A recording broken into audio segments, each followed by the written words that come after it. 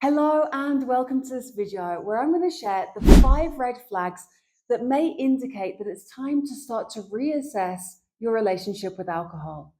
Quite often I'll have people ask me, Emma, should I give up alcohol? And this really isn't a question I can answer. I can just give you the red flags to look out for, which may indicate that it's time to address your relationship with alcohol. So let's get straight into them and stay around for the 5th one because it's a bit of a corker. The first red flag is that you're using alcohol to cope with the stress of everyday life. So this might include when you get home from work and you pour yourself a glass of wine to take the edge off when you're cooking dinner for the family in the evening. It might include on Thursday going to the pub with a couple of mates because you've had a big presentation and you want to let off steam. And it can include opening that bottle of wine on the Friday night to take the edge off because it's been a particularly stressful, busy week at work. These expressions, take the edge off, let steam off, relax, they're all very common expressions that we have in daily life, but it really does show that it is a red flag that you're using alcohol to cope with daily life. Now, we all have stressful lives, right? You might have children, you're married, you've got a job, you've got a company. Life is stressful. But that doesn't necessarily mean that you need to be using alcohol to cope with that stress. Now, alcohol is a substance, right? Very similar to cocaine as a substance. And there's scientific evidence that says that alcohol is more harmful than cocaine. Imagine if you got home from work and you had some cocaine to take the edge off. Imagine on the Thursday night you had some cocaine with your friends to let off steam. All of a sudden, like something goes off inside me, those alarm bells that like there's a problem. You should not be using cocaine to relieve daily stress. In the same way that we shouldn't be using alcohol to relieve stress from our day-to-day lives. Disclaimer, I am not promoting cocaine. This is the first red flag that we need to be looking out for. The second red flag is that you're experiencing negative consequences in your relationships or at work. A recent study says that 84% of arguments within a romantic relationship do have alcohol present during those arguments. Now, it can be that when you're drinking, you're more argumentative, you have less inhibition, so you're more likely to say things that maybe you're going to regret the next day. But that's massive. 84% of discussions and arguments within relationships involve alcohol. Now, we don't know if correlation is causation, but I'm pretty sure there's an element where alcohol is fueling those discussions. So if alcohol is negatively impacting your relationships or your work, this is a red flag that would indicate that it is time to assess your relationship with alcohol. Another red flag is if you're experiencing any physical or mental health symptoms. Now, so often we don't put alcohol and mental health conditions together as we do with the physical conditions. But alcohol has been shown again and again with scientific evidence to show that it is increasing anxiety. It is increasing the baseline of cortisol. It is the cause of lots of mental health issues, anxiety, depression, all sorts of different things. So if you're experiencing any mental health conditions, I strongly recommend at least having a break from alcohol. Have a 30-day trial just to see if there is an impact on your anxiety, on your stress levels, on your depression, on your moods. When I speak to people about their journeys of going alcohol free, I would say about 95% of people do say that they saw an improvement in their mental health. I spoke to a woman yesterday and she was like, I thought I was just anxious because I'm a mom of 3. I have a full-time job. I'm a wife. I do volunteering for the PTA, blah, blah, blah.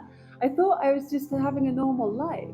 She was at the point where she was having panic attacks on a weekly basis. Now that she's cut alcohol out, she hasn't had an anxiety attack since. So often we don't put the two together, but they're so often correlated. So if you have any physical or mental health conditions, that's another red flag. The 4th red flag, if you're hiding any of your drinking behaviors and patterns from your family and loved ones, this is a big red flag. Think about it. Whenever you're trying to hide an action, a behavior, a pattern, it's because you're embarrassed. It's because you know it's not in alignment with your values. It's because ultimately, like deep down, you know it's not benefiting you. You're embarrassed by it. So if you are hiding your situation, your relationship with alcohol, take this as a big red flag that it is time to reassess your relationship. Now, the final red flag is if you're constantly breaking your rules around alcohol. Normally, when people have identified that alcohol isn't serving them any longer